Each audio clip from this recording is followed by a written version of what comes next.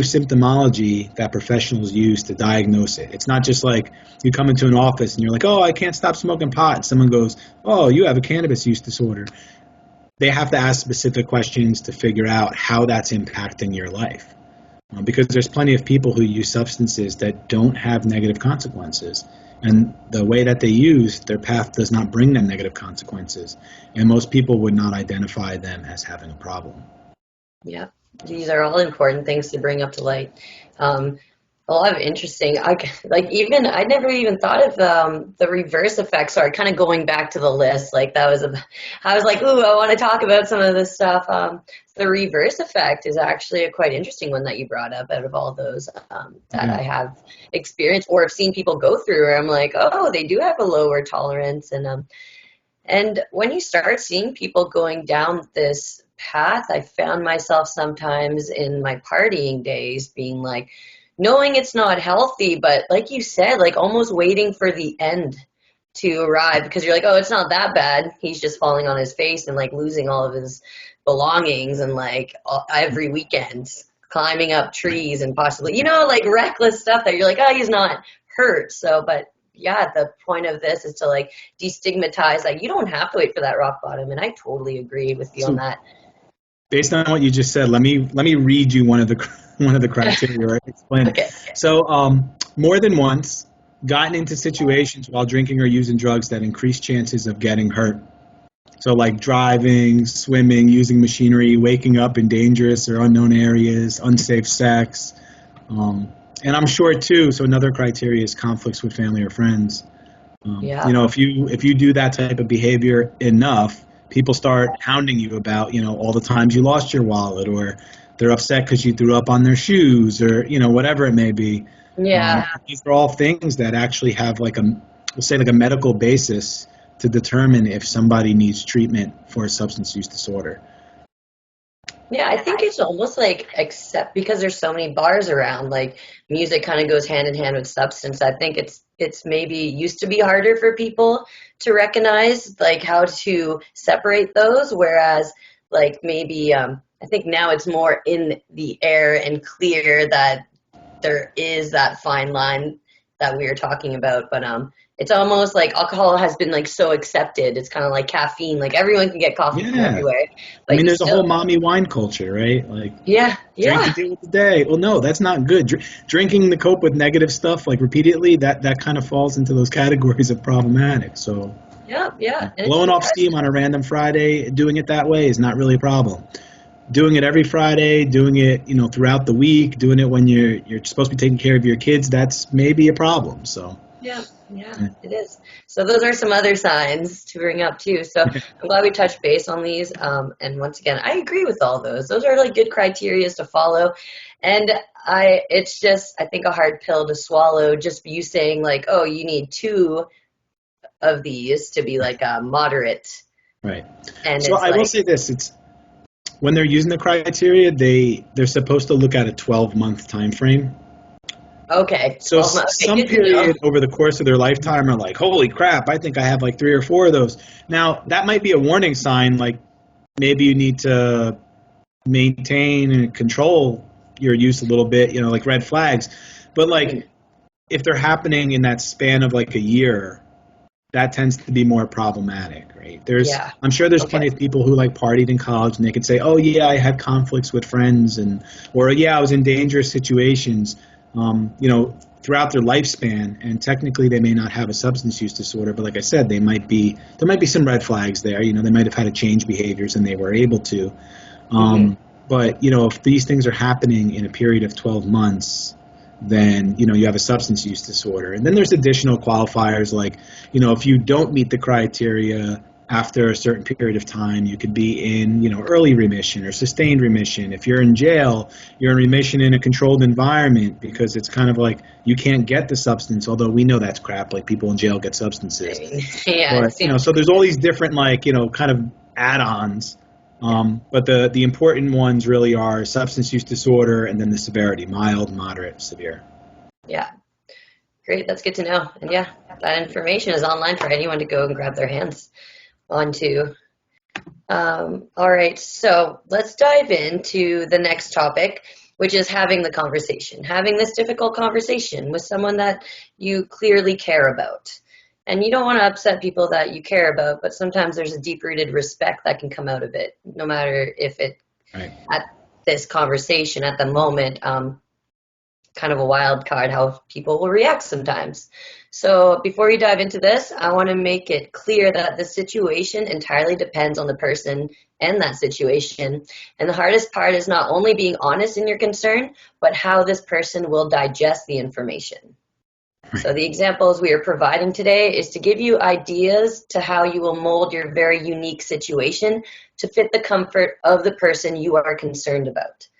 So the ultimate goal of this resource video today is to encourage you or encourage your special someone to take the healthiest steps towards a future that you really want them to achieve / that they deserve.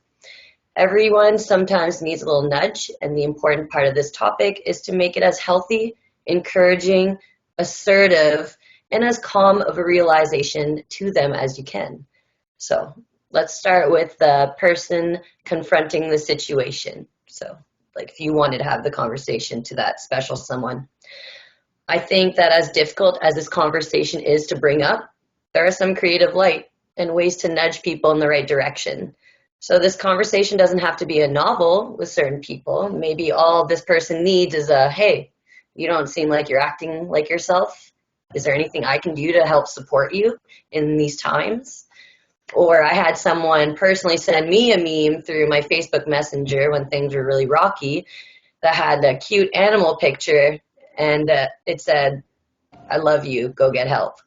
And it was so like direct, It was cute, and it made me sink really deeply into that thought. So for someone like me, I thought that was really like to the point. And this person wasn't even my best friend, so that even like woke me up even more. Like, you don't have to be best friends with this person to just send them a little like, hey, been watching you, not looking so hot, I care about you. Right, and that was something so simple, right? Like, we think of memes as like so dumb or something to laugh at, but sometimes they hit, they dig, right?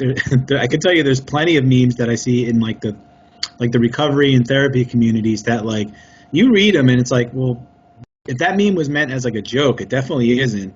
And if that meme was meant to make me think, holy crap, it did. So yeah, exactly. Yeah. And it literally was like bing, and it was just the picture, and I was really sitting there like, wow. And I was like this cute animal, so that helped me like digest it properly, in a sense. Well, I think what you said was, you touched on. There's not one correct way. It's going to depend on the person or situation. And I think that that little example kind of points to that. Somebody might overthink having this conversation, and they think so much, and they're so scared to have it. They never had it. Where maybe for the person that they want to talk to, they could have just opened the door with a meme. Like, how simple is that?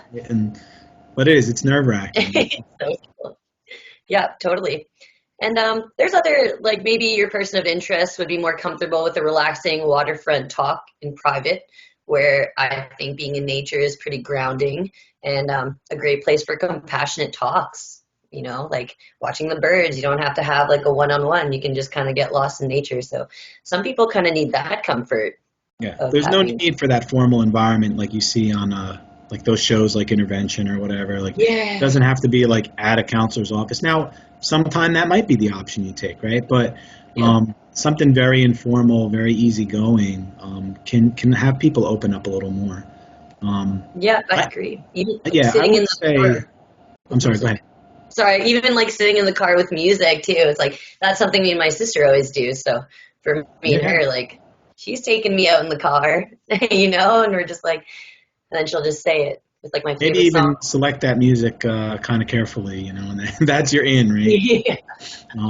It's what's really important though is that the time you pick is it's appropriate, right? And what I mean by that is like both of you or whoever's involved is clear-headed. Right, because often we tend to say these things after something occurred, and we have emotions running high, and we tend to not communicate the best when our emotions are running high. Now, sometimes when you're watching a loved one struggle, your emotions are always going to be high.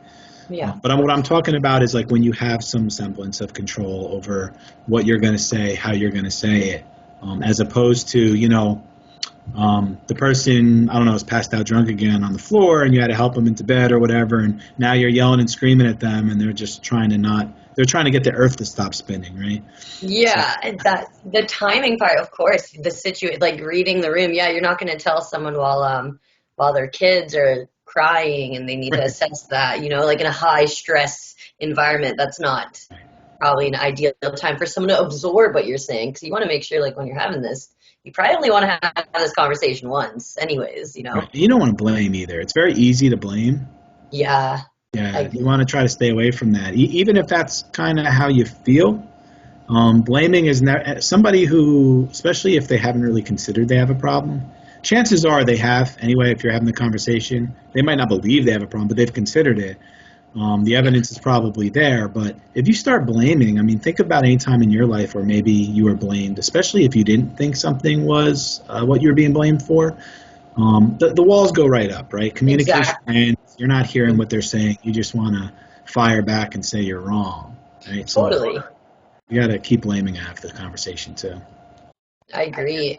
And like maybe for some people you have like a gang of friends that are supportive. Maybe you don't have to have a one-on-one and you need more like you said. So when you get defensive, the walls go up. But if you can like create a really welcoming and comfortable environment, like yeah, that really I find important to having difficult Yeah. conversations and absorbing. I also thought practicing a bit before you get into the conversation, writing a rough draft to be like somewhat prepared because it is emotional and you don't think quite straight when you are, like you said, emotions are running high. So it's good to just kind of prepare. And that includes preparing yourself of all the directions the conversation could go. And really mentally preparing yourself to be calm and just really show that you care because some people might melt into the concern in a positive way. But yeah, some people might feel their back against the wall, feeling attacked. And either way, it's a conversation that has to be had. Right. And I'm very proud of anyone who's taking this role now or in the near future to do that because it's not easy. A very difficult conversation. Yeah, so it takes a It's, lot of courage. and it's helpful too. So before you have this conversation, it can be helpful to educate yourself. So if you don't know much about addiction, substance use disorders, I mean, look, we live in like a Google world, right? So just get on the internet, search it out. I mean, sometimes you find a lot of BS, but Yeah, look it up. Try to see know a little bit about what you're talking about, or look up how to have that conversation, right? Maybe even look it up and you find this video in the future, right? Like you yeah, look up exactly. how to have that conversation, get some ideas. That way you can be clear and upfront. You can sound like you know what you're talking about. And if you're actually get to the spot in the conversation where you're willing to offer help or give options, you have valid help or options you can offer as opposed to just kind of leaving it out in the wind. So true. Like having the conversation, they're like, okay, well, what's the next step? And you're like, I don't know. Right, And it's like, oh, okay. right. I don't know. Being prepared, like you said, is actually like knowing what you're talking about too, Right. like kind of solidifies the validity as Yeah, well as being when people are in that position, like I've been in positions where it's so overwhelming, like I didn't know how to properly take care of myself or where to go for that. So helping someone with that first healthy step might right. mean a And lot more. sometimes you find that the person, even if you thought maybe they had no idea or they were resistant, sometimes you find that they very well have an idea and they do want some help, but they don't know what to do. Right. Yeah. And even though, again, we live in like that internet world where you would think they could very easily look that up, I mean, that's freaking scary, right? It's scary to go look up a hotline, call it, wonder if you got the right type of hotline, wonder if it's BS, knowing even where to turn. Because if you just Google like addiction help, I'm sure you're going to get a slew of stuff that may not be that helpful, or it's not in your area, or so people feel lost. And that's where sometimes like a professional could help if the person's willing. But like, if you educate yourself and have some options, you might be able to offer them a little bit something different. But like, so if you do give the person options, you also want to give them time to decide. It shouldn't be like, you let them know like, well, I think rehab is the option based on what I've read on the internet. And, if you don't tell me in the next 5 minutes, I'm walking away.